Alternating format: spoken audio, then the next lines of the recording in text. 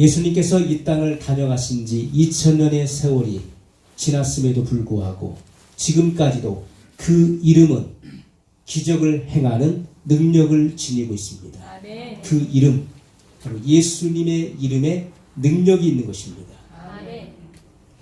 그 이름을 통해서 놀라운 기적이 나타나고 있습니다. 온 유대와 갈릴리를 두루 다니시면서 행하셨던 주님의 기적들을 우리 말씀을 통해서 보았습니다. 예수님은 기적을 행하시는 분이셨습니다.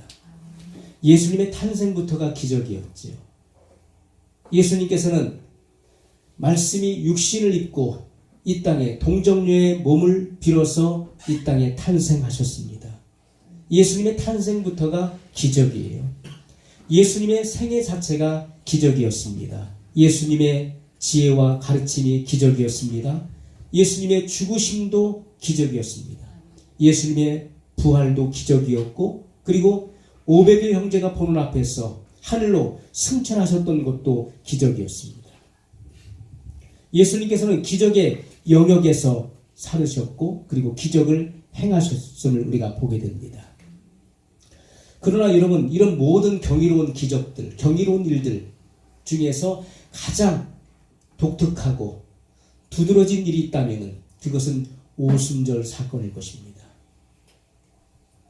예수님께서는 요한복음 14장에서 성령님에 대해서 소개하셨고 성령님을 약속하셨습니다. 세례 요한은 예수님에 대해서 증거하기를 나는 물로 세례를 주거니와 내 뒤에 오시는 이가 계시는데 그분은 나보다 능력이 많으신 분이시라. 그분은 불과 성령으로 세례를 베푸시는 분이시라고 소개했습니다. 여러분, 예수님께서는 성령으로 세례를 주시는 분이시라고 분명히 말씀했습니다. 예수님께서 하늘로 승천하시고 그리고 그의 영을 믿는 자들에게 보내신 것입니다. 그것이 바로 오순절 성령 강림의 사건이었습니다. 불과 50일 전만 하더라도 대제사장과 그리고 그의 무리들의 이름을 두려워해서 방문을 걸어 잠그고 두려움에 떨고 있었던 주님의 제자들, 이런 제자들이 성령의 강림을 통해서 그들은 형용할 수 없는 그런 담대함과 용기를 얻게 되었습니다. 그리고 그들은 방문을 걷어차고 나갔습니다. 거리 전도에 나갔지요. 그리고 예수님께서 바로 하나님의 아들이셨음을, 예수님께서 메시아였음을 그들은 담대하게 증거하게 됩니다. 오늘 본문 14절에 보면 베드로가 열한 사도와 같이 서서 소리를 높여 가로되, 숨을 죽이고 있었던 제자들이 이제는 반대로 서서 크게 소리를 지릅니다. 거리에 나가서 수많은 무리들, 절기를 지키기 위해서 디아스포라에 있었던 사람 유대인들이 본국으로 몰려왔는데 그들을 향해서 담대하게 이렇게 선포합니다. 유대인들과 예루살렘에 사는 모든 사람들아, 이 일을 너희로 알게 할 것이니 내 말에 귀를 기울이라. 담대하게 베드로는 설교를 하기 시작했습니다. 그러면서 예수님의 이름을 증거하는 것입니다. 여러분, 예수님께서 십자가에 달려 돌아가셨을 때 예수님의 모습은 어떠했습니까? 주님께서 예언하신 것처럼 주님은 많은 순환을 받으셨습니다. 그리고 결국 그의 몸은 찢겨지고 벌거벗겨진 채로 십자가에 못 박혔습니다. 많은 사람들이 그 길을 통행하면서 예수님을 비난하고 조롱했습니다. 그러나 십자가에 못 박히신 그분, 바로 그 이름 예수, 예수님, 그 예수님의 이름에 능력이 있음을 그들은 체험을 하게 된 것입니다. 아멘. 여러분, 십자가 사건 이후로 두려움에 떨고 있었던, 공포에 질려 있었던 시몬 베드로, 두려움과 걱정과 근심이 떠날 날이 없었던 그가 성령의 강림을 통해서 말로 표현할 수 없는 그런 용기와 담대함이 주어졌다는 것입니다. 그리고 그는 담대하게 외쳤습니다. 그리고 산에 드는 공예를 찾아갔고, 그리고 대제사장과 그리고 원로들을 대면하게 됩니다. 여러분, 이런 용기와 능력이 어디서부터 나오는 것입니까? 바로 예수님의 이름으로부터 나오는 것입니다. 예수님, 그분은 우리의 죄를 위해 죽으셨고 우리를 의롭다 하시기 위해서 부활하신 분이십니다. 그분은 하늘로 승천하셨고 그분은 지금도 살아계셔서 믿는 자에게 성령을 주시는 바로 하나님이심을 믿었기 때문입니다. 여러분, 베드로가 증거했었던 복음, 주님의 사도들이 증거했었던 이 복음은 유대주의를 뒤엎었습니다. 그리고 로마 정부를 그 기초부터 뒤흔들었습니다. 오순절을 계기로 사도들의 손으로부터 이러한 놀라운 영적인 흐름이 흘러나왔다는 것입니다. 예수님께서 행하셨던 기적과 똑같은 기적을 하나님께서는 사도들의 손을 통해서 행하셨던 것을 우리는 사도행전을 통해서 볼 수가 있습니다. 제자들은 예수님과 거의 3년 동안을 동거동락을 했습니다. 주님의 부르심을 받은 이후로부터 동거동락하며 그분을 사랑하게 되었습니다. 그런데 예수님께서 그들에게 성령을 부으시고 난 이후로부터 단순히 예수님의 이름, 그 예수님의 이름을 말한 것뿐인데 병든 사람이 고침을 받습니다. 죽은 자가 일어납니다. 그리고 더러운 귀신들이 쫓겨져 나가는 것을 보게 됩니다. 단순히 예수님의 이름을 말한 것밖에 없는데 그 예수님의 이름에 무엇이 있었습니까? 바로 예수님께서 이 땅에 온 유대와 갈릴리를 거니시면서 행하셨던 그 놀라운 행적과 능력이 그 이름 안에 있음을 그들은 알게 된 것이죠. 여러분, 사도행전의 역사는 끝나지 않았습니다. 지금도 계속되고 있는 것입니다. 예수님의 이름에 능력이 있습니다. 예수님의 이름을 고백함으로 우리는 구원을 받습니다. 누구든지 주의 이름을 부르는 자는 구원을 얻으리라, 이렇게 말씀했습니다. 오늘 21절의 말씀입니다. 우리 다시 한번 읽겠습니다.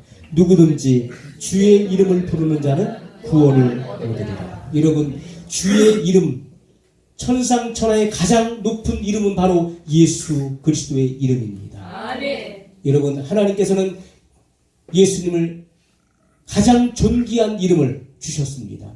모든 천하에 예수님 이름보다 더 높은 이름은 없습니다. 하늘에 있는 자들과 땅에 있는 자들과 땅 아래에 있는 자들로 모든 무릎을 예수의 이름 앞에 꿇게 하셨다고 말씀하고 있습니다. 예수님은 만왕의 왕이시며 만주의 주가 되십니다. 그 이름에 생명이 있고 그 이름에 능력이 있습니다. 그 이름 앞에 귀신도 믿고 떤다라고 말씀을 하고 있습니다. 여러분, 너무나 놀라운 기적적인 사랑과 또 생명과 그리고 소망과 기쁨의 흐름이 미천한 갈릴리 사람들의 손을 통해서 나타나고 있었다는 것입니다. 나타나게 되었습니다. 사도행전의 놀라운 역사, 여러분, 교회가 탄생된 것도 기적이었죠. 교회는 저절로 생겨난 것이 아닙니다. 누군가의 아이디어에 의해서 교회가 설립된 것이 아닙니다. 교회는 예수님께서 친히 세우신 것입니다. 내가 이 반석 위에 내 교회를 세우겠다. 예수님께서는 그렇게 말씀하셨습니다. 음부의 권세가 이기지 못하리라. 교회는 바로 그런 것입니다. 교회는 그냥 사람들의 집단 모임이 아닙니다.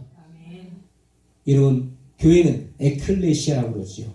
밖으로부터 불러낸 사람들의 모임입니다. 우리가 세상 가운데서 살다가 악한 마귀의 권세에 눌려 있다가 주님의 그 부르심에 의해서 우리가 구원받았고 그리고 거룩한 성도들의 모임을 가리켜서 교회라고 부르는 것입니다. 여러분, 교회는 성령의 강림을 통해서 세워지게 된 것입니다. 그래서 교회의 탄생 자체가 기적이에요.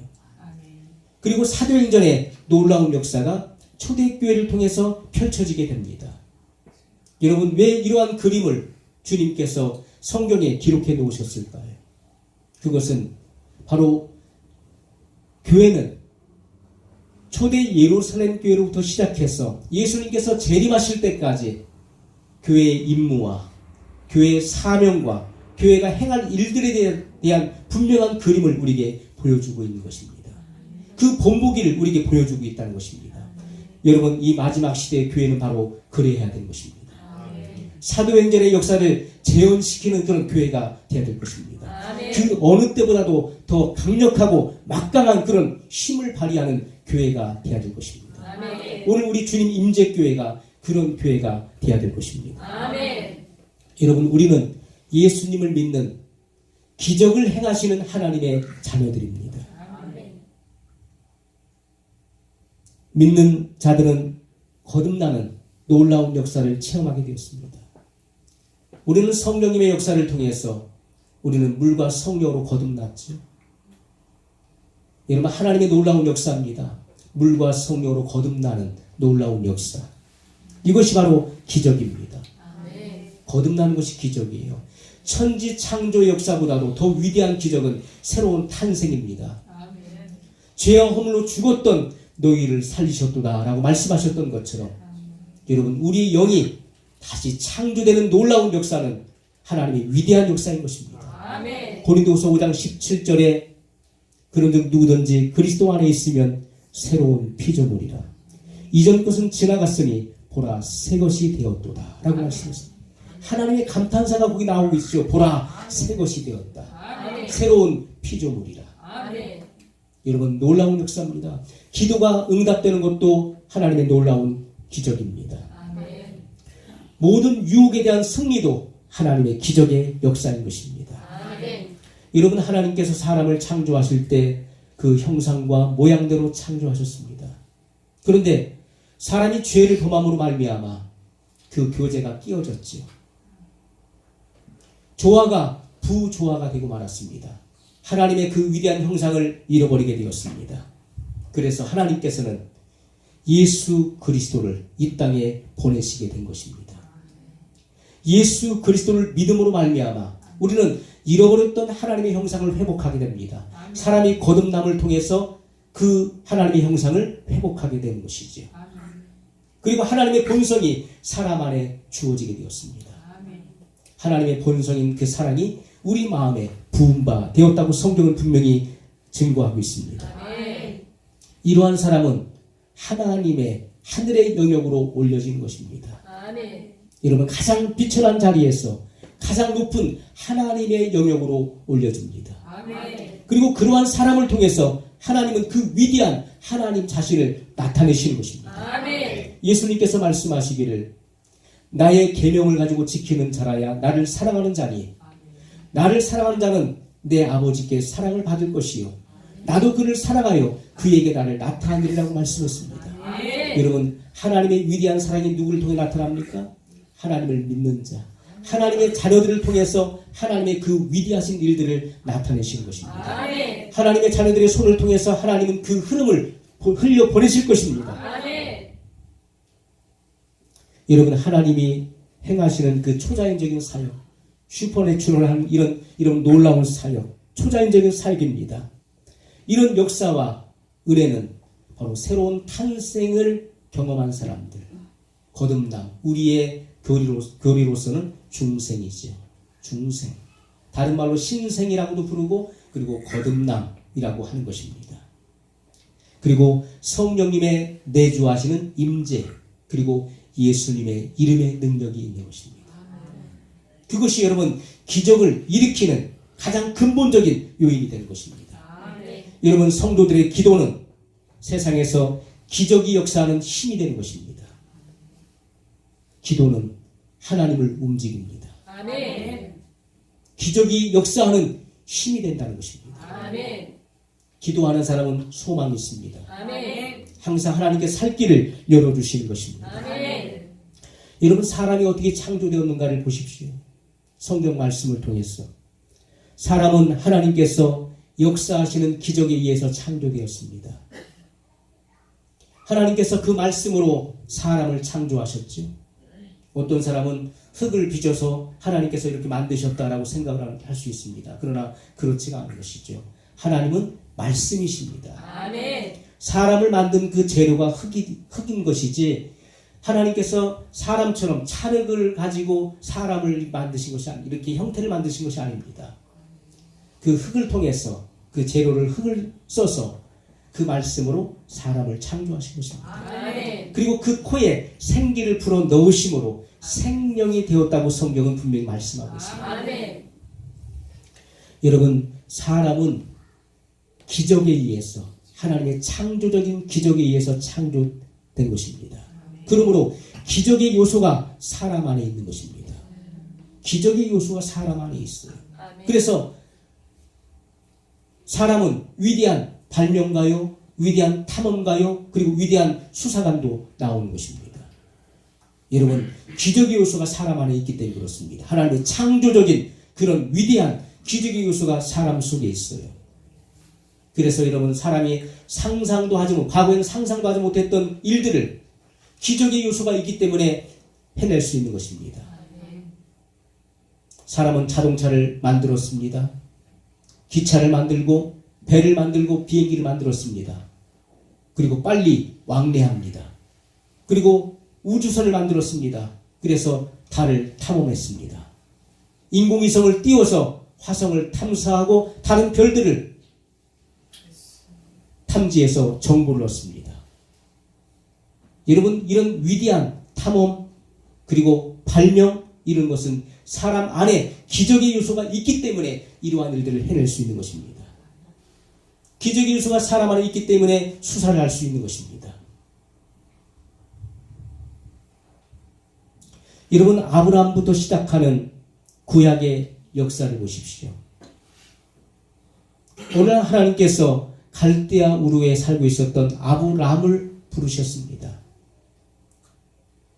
그리고 그를 통해서 하나님은 이스라엘을 조성하셨습니다. 그래서 아브라함은 바로 이스라엘 백성들의 조상이 된 것입니다. 우리가 아브라함을 통해서 이루어지는 그 후손들의 그 모든 역사들을 보게 되면은 하나님께 쓰임받았던 인물들을 보십시오. 기적을 행하는 사람들, 그리고 하나님께서 그들을 통해서 행하셨던 놀라운 기적들을 우리는 보게 됩니다. 여러분, 요셉을 보십시오. 저는 학생 때 성경을 읽으면서 왜 이 요셉에 대한 기록이 성경이 이렇게 많은 분량을 차지하는가에 대한 그런 퀘션을 갖고 있었습니다. 유독히 요셉에 대한 그런 기록이 너무나 많이 담겨져 있죠. 여러분, 요셉이 어떻게 됐습니까? 형들의 시기로 말미암아 그가 애굽의 종으로 팔려갑니다. 노예로 팔려간 것이죠. 그 당시에 노예는 사람 취급을 받지 못했습니다. 노예는 말하는 짐승에 불과했던 것입니다. 그런 인간 취급을 받지 못했던 그런 노예들. 요셉이 수의대장이었던 보디발의 집에 팔려 들어갔습니다. 거기서 일을 하다가 그는 누명을 쓰게 되었습니다. 그리고 감옥에 갇히게 되었어요. 그의 죄목이 무엇입니까? 그의 죄목은 시위대장 보디발의 아내를 겁탈한 그 죄목을 쓰게 된 것입니다. 그는 사형이죠. 당연히 사형입니다. 더군다나 비천한 노예 신분으로서 그러한 일들을 행했다고 하는 그런 누명을 쓰게 됐으니 그는 사형이 분명합니다. 그런데 하나님께서 행하시는 위대한 일들을 보십시오. 어떻게 노예가 애굽의 치리자가 될 수 있겠습니까? 어떻게 애굽의 총리가 될 수 있었겠습니까? 여러분, 상상할 수 없는 놀라운 기적이 일어난 것입니다. 바로 왕이 말하기를 내가 너보다 높은 것은 보좌뿐이라. 내게 속한 모든 것을 너는 다스리고 치리하라. 치리권을 준 것입니다. 당시 천하를 천하를 지배했었던 애굽의 치리자가 된 것이죠. 이것이 바로 하나님께서 행하시는 놀라운 기적인 것입니다. 여러분, 이스라엘 백성들이 요셉이 죽고 난 이후에 요셉을 알지 못하는 다른 바로가 등장하게 됩니다. 그러면서 이스라엘 백성들이 그 애굽 온 땅에 점점 강성하는 것을 보고 그때부터 이제 고역을 시키게 됩니다. 그들은 430년 동안 조상 4대로 고역에 시달렸습니다. 그때 하나님께서는 모세를 탄생시켰고 모세를 통해서 이스라엘 백성들을 애굽에서 탈출시킵니다. 그것이 바로 출애굽기입니다. 엑스도스라고 하죠. 바로 탈출, 애굽에서 나왔다는 것입니다. 여러분, 하나님의 위대한 그런 역사를 이루게 됩니다. 여러분, 모세를 통해서 애굽 전역에 나타낸 10가지 재앙은 애굽 사람들이 섬기는 그 신들을 벌하는 그런 재앙이었습니다. 그리고 홍해를, 기품의 홍해를 육지같이 가르고 나오게 됩니다. 그리고 40년 광야 생활을 시작하게 되죠. 여러분, 광야에는 마실 물이 없고 그리고 먹을 식물이 없습니다. 그런 메마른 광야에서, 그런 사막에서 40년 동안을 생존한다는 것은 우리가 생각할 수도 없는 일인 것입니다. 그러한 놀라운 기적을 하나님께서 행하셨어요. 여러분, 이스라엘 백성들 유다가 망했죠. 그리고 바벨론 나라의 포로가 되어 잡혀갔습니다. 그런데 나라가 망했고 그리고 다른 나라의 포로가 되어 잡혀갔는데 하나님께서는 어떤 일을 이루십니까? 무려 150년간에 걸쳐서 1차, 2차, 3차 귀환을 이루게 만드십니다. 너희는 본국으로 돌아가라. 여러분, 어떻게 그런 일이 있을 수 있습니까? 어느 역사를 찾아보더라도 이러한 역사는 미래가 없는 것입니다. 오직 하나님께서 행하신 것입니다. 아멘. 포로로 잡아갔던 이들을 3차에 걸쳐서 포로 귀환을 이루게 하십니다. 아멘. 그것뿐만이 아니죠. 도시를 재건하게 만들고 성전을 재건하고 예배를 드리는데 필요한 모든 것들에 대한 물질을 공급해주는 합법적인 절차를 통해서 그러한 것들을 공급해주는 일들이 이루어집니다. 아멘. 여러분, 놀라운 일이 아닐 수가 없습니다. 아멘. 하나님께서 이런 기적을 행하신 그 이유와 목적이 무엇입니까? 그것은 이스라엘 백성들, 하나님께서 선택하신 이스라엘 백성들로 하여금 이방 신들과 분리시키는 것입니다. 아멘. 이방인들과 분리시키는 것이죠. 그래서 오직 참 하나님이신 여호와 하나님만을 경배하고 예배하도록 하기 위한 것이었음을 우리가 알게 됩니다. 아멘. 이스라엘 백성들은 놀라운 기적이 일어났을 때는 하나님을 따랐습니다. 하나님과 교제했습니다. 하나님 앞에 제사로 나왔습니다. 그러나 기적이 없는 동안에는 하나님을 떠났습니다. 하나님을 배반했어요. 우상을 숭배했습니다. 그러나 또 놀라운 기적이 일어나면 또 하나님을 따랐습니다. 우리는 이러한 이스라엘 역사들을 보게 됩니다.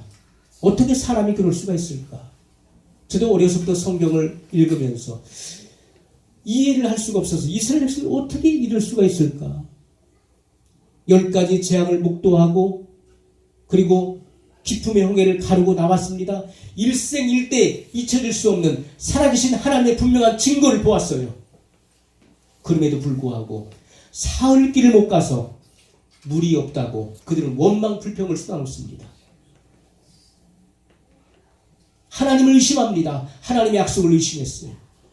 어떻게 사람이 그럴 수가 있을까? 어떻게 이런 일이 있을 수 있을까?